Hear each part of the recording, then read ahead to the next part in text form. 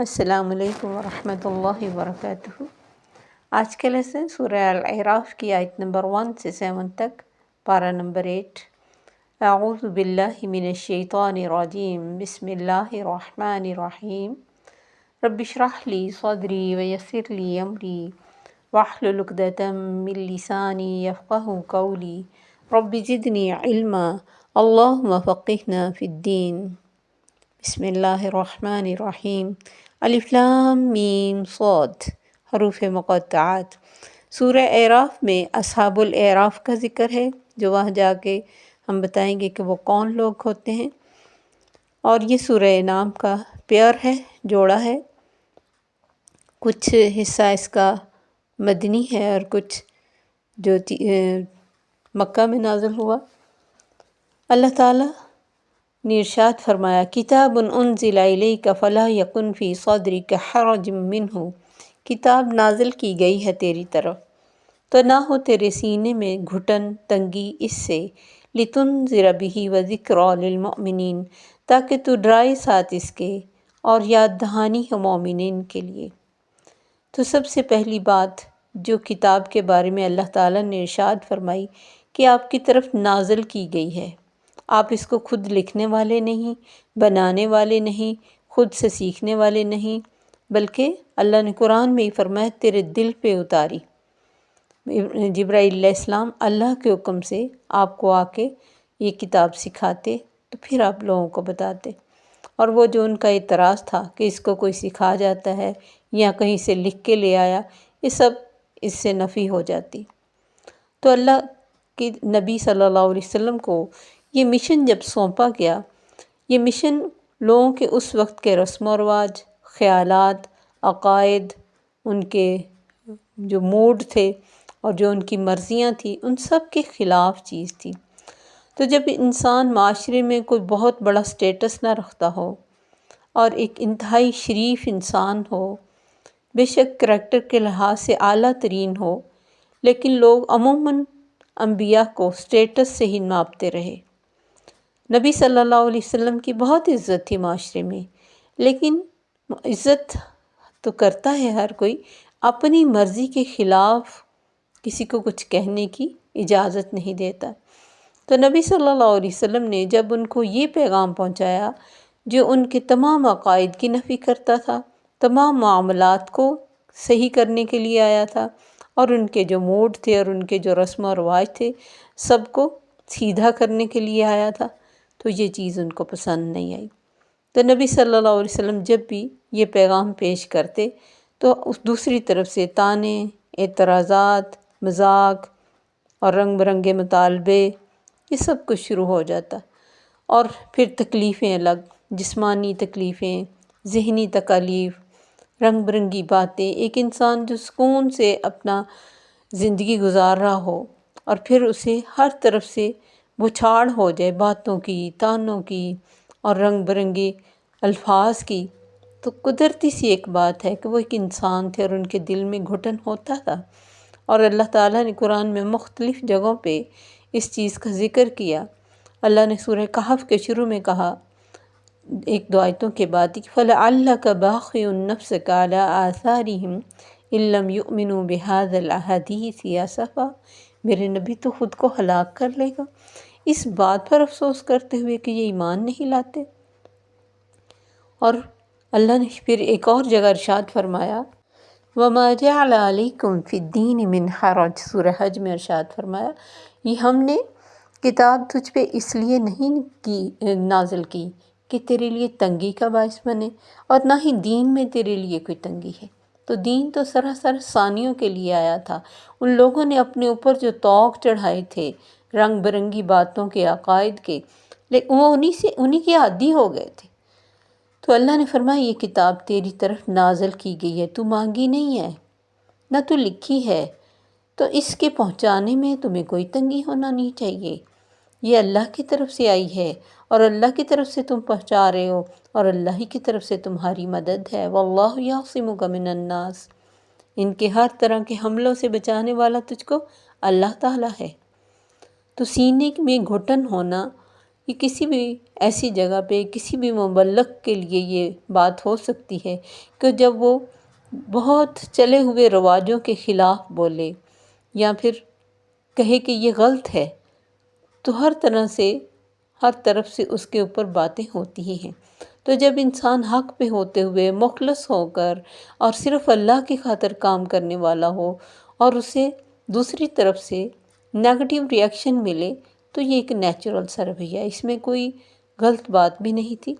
انسان ہونے کے ناطے کسی کے بھی دل میں یہ تنگی آ سکتی کہ وہ ڈرے گا کہ میں کیسے بیان کروں لوگوں کے سامنے وہ چیز جو ان کو پسند نہیں۔ جیسے موسیٰ علیہ السلام کو جب اللہ تعالیٰ نے منتخب کیا تو انہوں نے بھی اللہ کے سامنے یہ اپنے ڈر رکھے تھے کہ یا اللہ، ایک تو میری زبان نہیں بولتی، دوسرا مجھے وہ جھوٹا کہیں گے، میرا بھائی زیادہ فصیح ہے، آپ اس کو کہہ دیجئے یہ کام، اور پھر تیسرا یہ بھی کہ میرے سے تو ان کا ملک میں ایک جرم ہو چکا ہے، مجھے وہ مار ڈالیں گے۔ تو مختلف خوف رکھے تھے، اور پھر دعا بھی کی تھی، رب اشرح لی صدری ویسر لی امری واحلل عقدۃ من لسانی یفقہوا قولی۔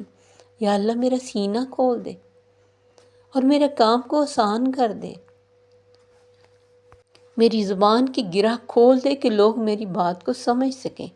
تو ہر انسان جو اتنے بڑے مشن کے لیے آگے جاتا ہے، بے شک اس کے ساتھ اللہ کی مدد ہوتی، لیکن وہ ایک انسان بھی ہوتا ہے۔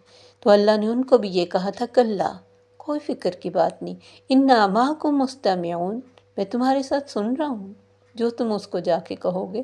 اور پھر اتنے بڑے فرعون کے سامنے، جو اس وقت دنیا میں سب سے بڑا بادشاہ، حتیٰ کہ خود کو خدا کہنے والا، اسی کے دربار میں جا کے اسی کے خلاف بات کرنی سب سے مشکل کام تھا، لیکن اللہ کی مدد سے ان انبیاء نے یہ کام کیا۔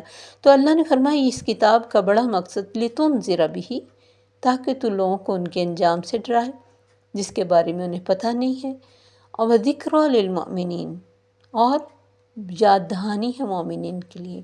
کس بات کی یاد دہانی؟ کہ وہ وعدہ الست بھی ان کو یاد آ جائے، ان کی فطرتیں جاگ جائیں، کیونکہ فطرت کے اندر ہے دین۔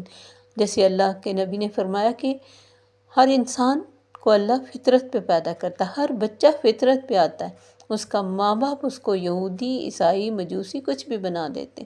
تو مومنین کے لیے یاد دہانی ہے، جن کے اندر نور ہے وہ اس نور کو لے کے نور علی نور ہو جائیں۔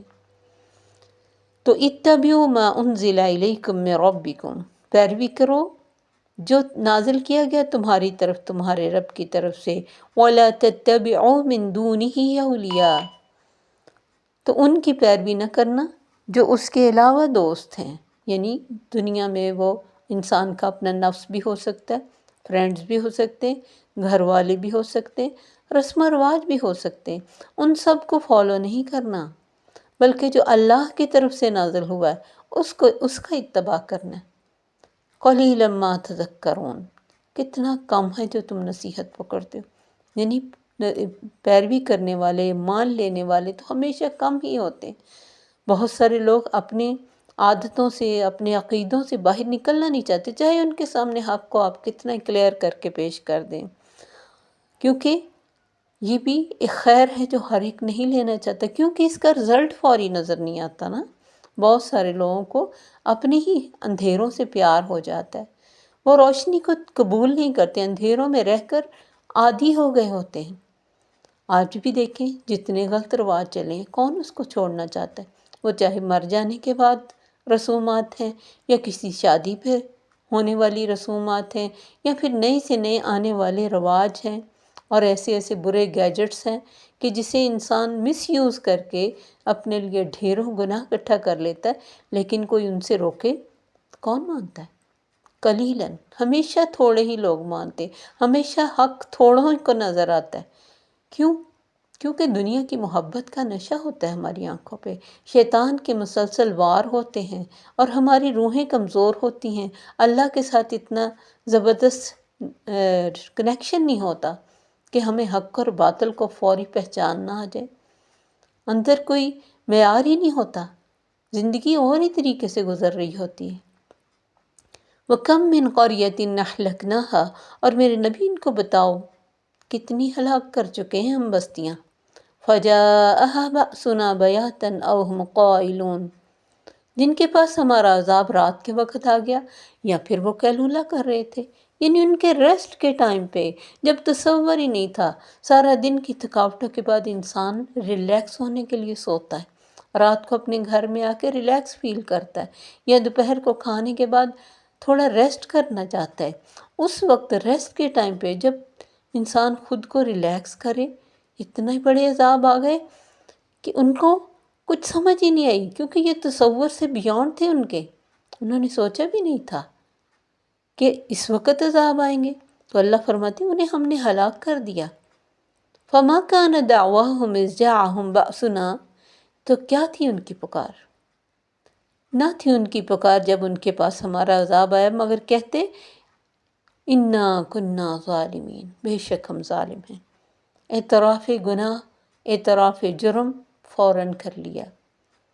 ایک اور جگہ اللہ نے فرمایا فَلَمَّا أَحَسُّوا بَأْسَنَا إِذَا هُم مِّنْهَا يَرْكُضُونَ، جب ان کے پاس ہمارا عذاب آیا اس سے بھاگنے لگے۔ تو اللہ نے کہا لَا تَرْكُضُوا وَارْجِعُوا إِلَىٰ مَا أُتْرِفْتُمْ وَمَسَاكِنُكُمْ لَعَلَّكُمْ تُسْأَلُونَ، آج بھاگو نہیں، آؤ نا اپنے دولت قدوں میں، اپنے گھروں میں، آج تم سے پوچھا جائے کہ زندگی کیا ہے، زندگی کے کس چیز کو تم نے سکون سمجھا تھا، اللہ کو بھلا کر کہاں جا رہے تھے، سرپٹ دوڑ رہے تھے، کوئی مڑ کے بھی نہیں دیکھنا چاہتا تھا، کوئی کسی ناصح کی، نصیحت کرنے والی کی نصیحت نہیں سننا چاہتا تھا، کوئی آخرت کے عذابوں سے ڈرنا نہیں چاہتا تھا، اور اس کو دوسروں کا بکھیڑا سمجھ کے خود کو چھڑانا چاہتا تھا کہ یہ مولویوں کا کام ہے، ڈراتے ہی رہتے ہیں۔ اللہ تو بڑا غفور رحیم ہے۔ تو جب عذاب آیا، جب ان کے کمفرٹ زون سے اس نے نکالا عذاب نے، تب انہوں نے کہا ہم تو ظالم ہیں۔ فَمَا كَانَ دَعْوَاهُمْ إِذْ جَاءَهُمْ بَأْسُنَا، تو ان کی پکاریں یہی رہے گی، ہائے ہم ظالم۔ لیکن اس وقت کا اعتراف کسی فائدے میں نہیں آتا۔ ایسا اعتراف تو اس نے فرعون نے بھی کیا تھا، انی آمنت برب العالمین، میں تو ایمان لے آیا رب العالمین پر، جبکہ زندگی میں 9 طرح کے عذاب اللہ نے اس کو دکھائے، 9 طرح کے عذاب کہ کسی طرح پلٹ آئیں یہ اور اس کی قوم والے، لیکن فرعون کے ڈر سے، اپنے مر جانے کے ڈر سے، سزاؤں کے ڈر سے انہوں نے اسلام کو قبول نہیں کیا، جبکہ اسی کے گھر میں اللہ تعالیٰ نے اس کی بیوی کو وہ نور دیا جس نے سب سزائیں سہ لی، جس کو سٹیٹس کا فکر نہیں ہوا، جس کو معاشرے کا فکر نہیں ہوا، جس کو اپنی عزت کا فکر نہیں ہوا۔ اس نے کہا ربی ابنی لی عندک بیتا فی الجنہ، اللہ مجھے اپنے پاس جنت میں گھر دے۔ انہی حالات میں تو اللہ جس کو خیر دینا چاہتا ہے، وَلَنَسْأَلَنَّ الَّذِينَ أُرْسِلَ إِلَيْهِمْ وَلَنَسْأَلَنَّ الْمُرْسَلِينَ، تو ضرور ہم پوچھیں گے ان لوگوں سے جن کی طرف بھیجا گیا، یعنی جن جن کی طرف انبیاء آئے، پوچھیں گے ماذا جبتم المرسلین، کیا جواب دیا تھا تم نے رسولوں کو۔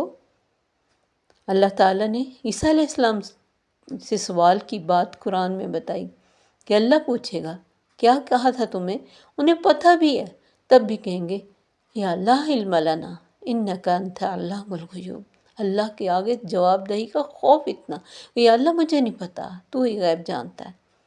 اللہ فرماتے رسولوں سے بھی پوچھیں گے اور جن کی طرف بھیجا گیا ان سے بھی پوچھیں گے۔ اور مختلف جگہوں پہ اللہ تعالیٰ نے ارشاد فرمایا کہ اس دن ہم لے آئیں گے ہر نفس پر اس کو گواہ بنا کر۔ کتنی جگہ کبھی فرشتے پوچھیں گے الم یاتکم نذیر، کیا تمہارے پاس کوئی ڈرانے والا نہیں آیا تھا؟ قالوا بلا فکذبنا وقلنا ما نزل اللہ من شیء، کہیں گے کیوں نہیں آیا تھا، ہم نے جھٹلا دیا، ہم نے کہا اللہ نے کچھ نہیں اتارا۔ پھر آتے پوچھیں گے اللہ، فرشتے اینما تدعون من دون اللہ، کہاں ہیں جن کو تم اللہ کے سوا پکارا کرتے تھے؟ قالوا ضلوا عنا، کہیں گے ہم سے کھو گئے۔ وشہدوا علی انفسہم انہم کانوا کافرین، اپنی ہی جانوں کے خلاف گواہیاں دیں گے کہ وہ کافر تھے۔